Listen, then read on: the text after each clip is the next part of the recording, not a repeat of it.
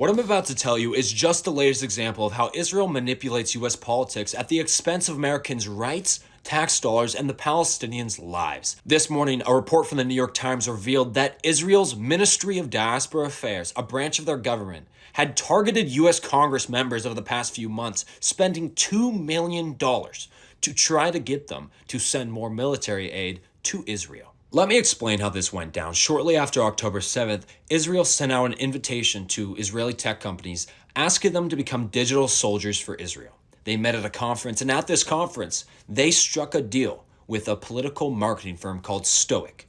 They paid Stoic $2 million.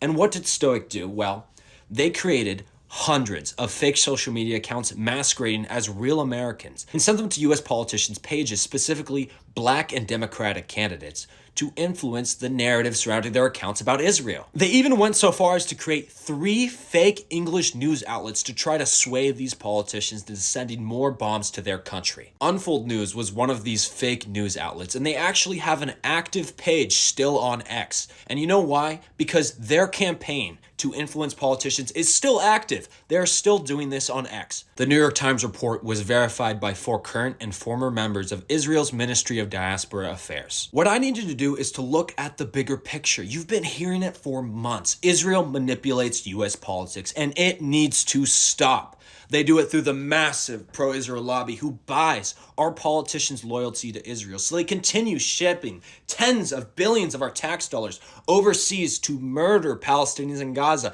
And if they don't want to be loyal to Israel, then AIPAC swoops in and elects a politician who is loyal to Israel and ousts those who aren't. Israel's government is directly spending on manipulating US politics. This is not okay. We can't keep letting this happen. We must ban AIPAC. We must ban the pro-Israel lobby and get this Zionist influence out of our country.